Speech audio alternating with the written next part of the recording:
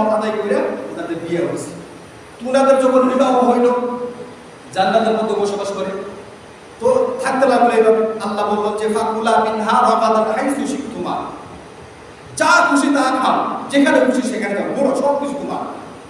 ওয়ালা তাকরাবা হাযিহি শাজারা, কিন্তু খবরদার কখনো ভুলো ওই গাছের নিকট যাইও না, ওই গাছের কাছে যাইও না।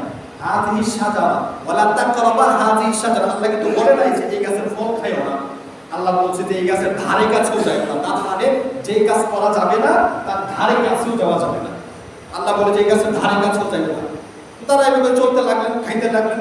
হঠাৎ করে শয়তান আসছে, বিশাল বুজুর্গ সাইজে জানলা দিয়া আয়েশা আদম রে কো, বেটা আসসালামু আলাইকুম, সালাম দিছে।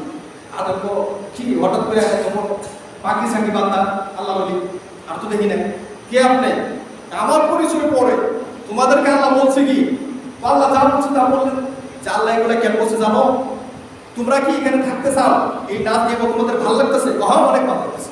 থাকতে চাও? থাকতেছেন। কতদিন? সারা জীবন, সারা জীবন যতদিন হায়াত আছে থাকতে চাই। তো যদি থাকতে চাও তাহলে যে গাছের কথা নিষেধ করছে ওই গাছের ফল খাও। আল্লাহ তো নিষেধ করছে, তার ব্যাগ বলে বুঝে না রে, এই গাছের ফল যদি খাও তাহলে সারা জীবন থাকতে পারবে, যদি না খাও তাহলে নির্দিষ্ট এক সময় তোমাদের বিকার করে দেবে। আদমে কোনা আল্লাহ যেহেতু না করছে এটা খাওয়া যাবে না, শয়তানের কাজ হবে না, ওই বেরিটারে দেখি কুলাইতে পারি। তো গেল মা হাওয়ার কাছে, হাওয়ারা যখন বলবো, হাওয়া কয় এত বড় ভালো মানুষ, এত সুন্দর চেহারা, পাতি চাকরি কথা কি সাতটার ভিতরে সত্য কথাই বলতেছে, খাই আল্লাহ ওরা তো থাকতেই চাই।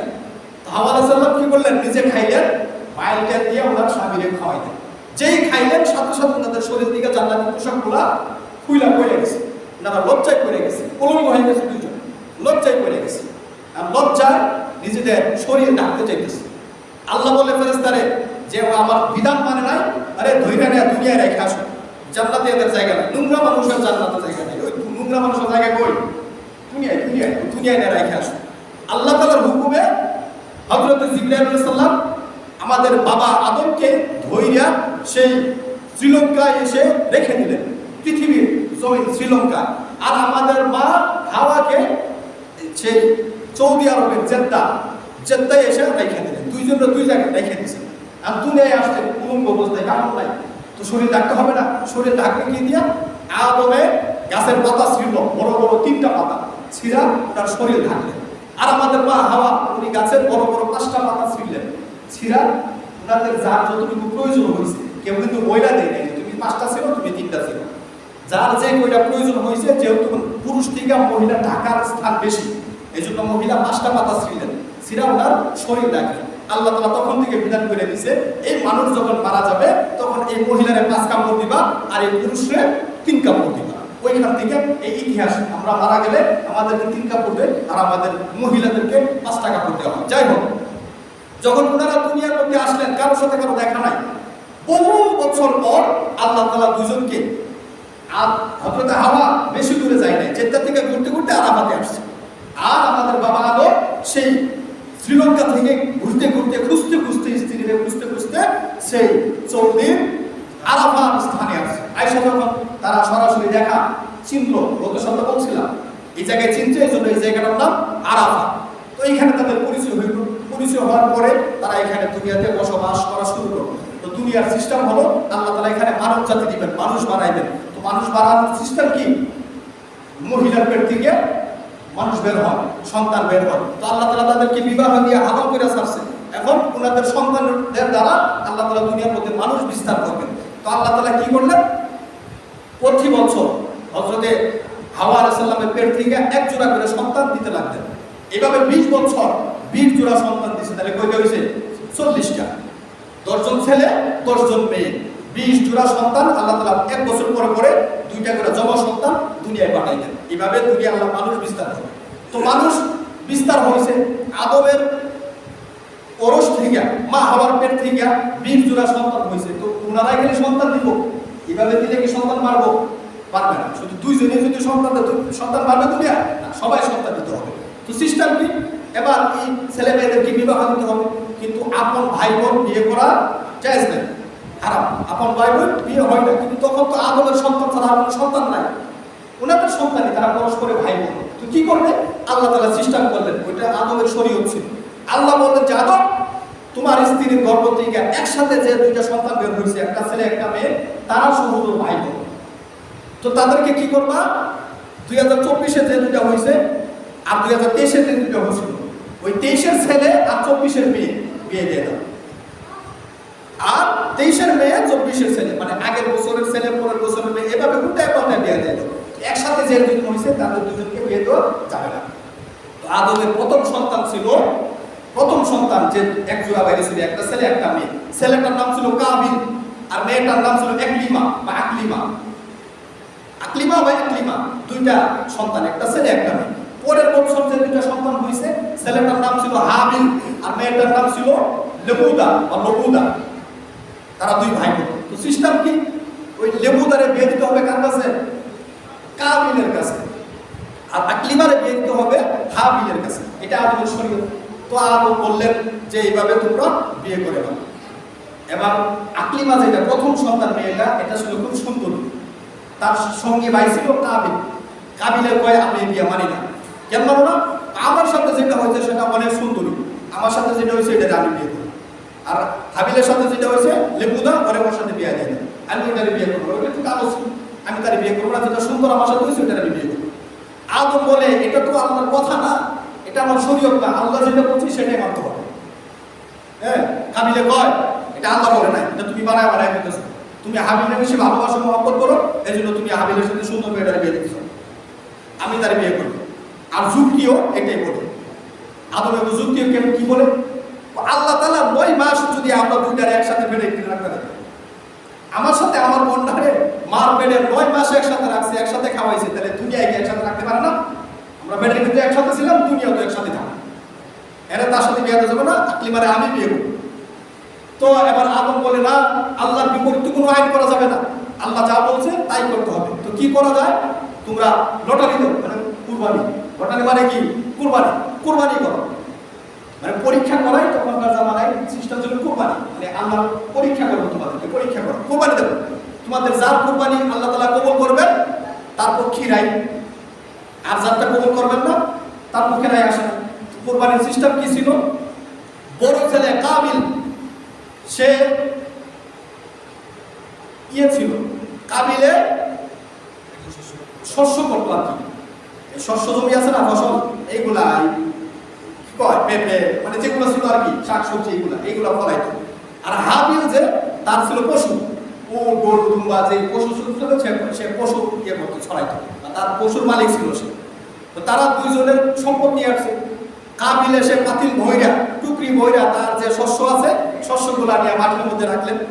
আর হাবিলে তার একটা পশু নিয়ে মাটির মধ্যে রাখছে। তো সিস্টেম ছিল যার কুরবানি কবুল হয়, আকাশ থেকে একজাত আগুন আসে, আয়সা ওই তার ইয়েটারে পুরাইয়া নিয়ে যায়। যারটারে পুরাইয়া নিয়ে যায় তারটা কবুল হয়েছে, আর যারটা এমনি থাকে তারটা কবুল হয় না। তো এই কথা বইলা হযরত আদম চলে আসছে মক্কা। তখন হজের মৌসুম, হজ চলতেছে। উনি রায় দিয়ে আসছেন যারটা কবুল হবে সেই তো বিয়ে করবে। সুন্দর রায় হয়ে গেছে। রায়টাই দিয়ে উনি চলে আসছে মক্কা হজ করার জন্য। ওইদিকে দুই ভাই কুরবানি জমা দেওয়া শুরু করলো। তা আকাশ থেকে আগুন আসলো, আগুন আইসা পশুটারে জ্বালায় পুরাই নিয়ে গেছে, মানে হাবিলেরটা কবুল হয়েছে। আর কাবিলের যে শস্য, ওই শস্য ওইভাবে রয়ে গেছে, কাবিলের কুরবানি কবুল হয় নাই। তো এবার কাবিলে খেপে গেছে, ওরা আমি এটা মানি না। এই পুরাণের কথাই বলতেছি, সময় কমে যাবে, আয়াত পড়তেছি না, শুধু বলতেছি তর্জমা। কাবিলে বলতেছে যে না, আমি এটা মানি না, হ্যাঁ এটা ইনসাফ হয় না, আমি কুরবানি মানি না, আমি আকলিমাকে বিয়ে করবো আর তোমাকে হত্যা করবো। হাবিল বলে যে তুমি আমাকে হত্যা করতে পারো, এতে আমি তোমাকে কিচ্ছু করবো না, আমি তোমাকে হত্যা করবো না, তুমি যা খুশি তা করতে পারো, কিন্তু আমি তোমাকে হত্যা করবো না, কারণ আমি আল্লাহকে ভয় করি, আমার অন্তরে তাকওয়া আছে, আমি আল্লাহর সিদ্ধান্ত মেনে নিই, আল্লাহ যা বলছে আমি তাই মেনে নিই। তো আল্লাহ যেভাবে বলছে আমি ওইভাবে করছি। এবার তুমি চাইলে আমাকে হত্যা করতে পারো, যা খুশি তা করতে পারো। আমি চাই যে তোমার গুনাহ, তুমি যদি আমাকে হত্যা করো তাহলে আমি মাজলুম আর তুমি জালেম। আর বিধান হলো মাজলুমের যত গুনাহ আছে সব জালেমের উপরে জায়গা। তো তুমি জালেম হইবা, তোমার গুনাহ এবং আমার গুনাহ সব নিয়ে তুমি জাহান্নামে চলে যাবে আর আমি জান্নাতে চলে যাব। তা আমার গুনাহ আফসোস নাই, তুমি চাইলে আমাকে হত্যা করতে পারো। এবার কাবিল কি করলো? রাগে গুসায় হাবিলকে হত্যা করে ফেলাইছে। যখন হত্যা করে ফেলাইছে, হত্যা করার পরে কাবিলে বলতেছে হাই হাই আমি কি করলাম, রাগের মাথায় এটা কি করলাম? এ ভাই কথা কম, তো কথা কয় না, মরে গেছে। এখন কি করবো? তার লাশ মৃতদেহ কাঁধে নিয়ে ঘুরতেছে, কারণ পৃথিবীর প্রথম মানুষ মারা গেছে। মানুষ মারা গেলে কি করতে হয় এটা তো কেউ জানে না, তো সে জানে না মরে গেছে, কি করবো? কান্দলে ঘুরে। এক তাফসীরের মধ্যে লেখছে যে 1 বছর পরে ঘুরছে, কেন কি করবো? ফালা দিয়ে করে বাড়িতে এখন আর কি খুশি ফালা দিয়ে খুশি আবার গিয়ে আরেক কান্দতে করে কি করবো, বুঝে না কিছু। আর এক তাফসীরে লেখছে যে 1 বছর না, সঙ্গে সঙ্গেই ঘটনা ঘটছে। তো কান্দলে ঘুরতেছে, কি করবো কিচ্ছু বুঝে না। আল্লাহ তাআলা কাকের কথা, কাওয়ার কথা কোরআনের মধ্যে আছে। আল্লাহ তাআলা একটা 2টা কাওয়া বানাইছে দুনিয়ায়, 2টা কাক আছে। আয়েশা একটা কাক আর একটা কাককে মাইরা বানাইছে। মাইরা যে মৃত কাকটা, ওই কাকটারে দাফন করবে, জীবিত কাকটা তার ঠোঁট দিয়া মুখ দিয়া মাটি আছড়ায়, মাটি গর্ত কইরা টাইনা টাইনা মৃত কাকটারে এখানে দাফন করবে। এটা আল্লাহ তাআলা কাবিলকে দেখাইছে যে দেখো মৃত মানুষকে কিভাবে দাফন করতে হয়। তো কাবিল দেখছে, দেখা বলতেছে হায় আফসোস, একটা কাকের সমান জ্ঞান আমার নাই। কাকে জানে কিভাবে ভাইকে মৃতদেহকে দাফন করতে হয়, কিন্তু আমি জানি না। আমার ভাইকে অথচ আমি হত্যা করে ফেলাইছি, তার কিভাবে দাফন করবো সেই জ্ঞানও আমার নাই। এটা কাকের সমান জ্ঞান আমার নাই। এখান থেকে শিক্ষা নেওয়া উচিত, যারা ইসলামের বিরুদ্ধে, কোরআন হাদিসের বিরুদ্ধে, শরীয়তের বিরুদ্ধে যারা যুক্তি খাটায়, আল্লাহ যেটা বলছে এটার বিরুদ্ধে যারা যুক্তি খাটায়, খোদার কসম কাউয়ার সমান তাদের জ্ঞান নাই। কাউয়ার যা জ্ঞান আছে এই সমান জ্ঞানও তাদের নাই। অতএব আল্লাহ যেটা বলছে সেটাই করতে হবে, শরীয়ত যেটা বলছে, কোরআন যেটা বলছে, হাদিস যেটা বলছে সেটাই করতে হবে। আপনার বুঝে আসুক আর না আসুক। তো এই ঘটনা বলে শেষ হবে না, তো এখানে শেষ করে দিয়ে সামনে সামনে এখান থেকে আলোচনা শুরু করবো। শুধু এতটুকু বলে দেয়, টাইম হয়ে গেছে, বেশি হয়ে গেছে। এতটুকু বলে দেয় যে আগের কোরবানির সিস্টেম কি ছিল, যেটা কবুল হইতো এটা কি করতো, জ্বালায়া নিয়ে যাইতো না। তো এই সিস্টেম যদি আমাদেরও থাকতো, যেটা কবুল হইতো এটা জ্বালায়া নিয়ে যাইতো না, কোরবানি দিতে না দেরা 2 লক্ষ 3 লক্ষ টাকা গরু কিনা, খাসি কিনা, ইয়া কিনা, মহিষ কিনা কোরবানি দিছি, আল্লাহ হয়ে গেছে জ্বালায়া। আমার বউ বলা আমার কিছু হইতে না, আরে খুদাই দিয়া খরচ করা, কেউ দিতেন কোরবানি দেন নাই। আল্লাহ তাআলা কত মহব্বত করছে, মহব্বত কইরা আল্লাহ তাআলা আমাদেরকে এই সিস্টেম করে দিয়েছে যে জ্বালাইতে পারো না, ফুরাইতে পারো না, কিছু না, তোমাদের যা কিছু আছে সব তোমরা কেবল লেনজা মেনজা চামড়া সব তোমাদেরকে দিয়ে দিলাম, আমি কিচ্ছু নিব না। তো এই সিস্টেমটা কেন হইল? আল্লাহর হাবিব সাল্লাল্লাহু আলাইহি ওয়াসাল্লাম আল্লাহর কাছে বলছে যে এই সিস্টেম যদি আমার জামানায় থাকে, যারটা কবুল হয় তারটা পুরাই নিয়ে যাবো, আর যারটা কবুল হয় না এইভাবে থাকবো, আমার মত একটা কোরবানি দিত না। কারণ এরা সুদ খায়, ঘুষ খায়, হারাম খায়, সমস্ত সম্পদ হারাম। এরা যখন কোরবানি দিব দেখবে যে একটা কবুল হয় না। আগের থেকে স্কুল মানে 100 মানুষ আইনা পশু দিল কোরবানি দেওয়ার লাগে, দেখলো যে একজন ওটা নিচে কুড়িয়া আঁকে ওটা বলে এই তো সুদ খুঁড়ে, এই ঘুষ খুঁড়ে, এই হারাম, এই যে কবুল হয় না, তখন লজ্জায় করে দেবো, আর কোনো কোরবানি দিত না। আল্লাহ তুমি এটা প্রকাশ রাখো না, গোপন করে দেবো। হ্যাঁ, হাসরের মানে দৈর, দুনিয়াতে আর দৈর না, গোপন রাখো। আল্লাহ তাআলা আমাদের হাবিবের কথা মাইনা এই সিস্টেমটা গোপন রাখছে। এখন আর জ্বালায় না, পুরা এখন কাটটা কবুল হয় না, কিচ্ছু জানি না, শুধু নিয়তের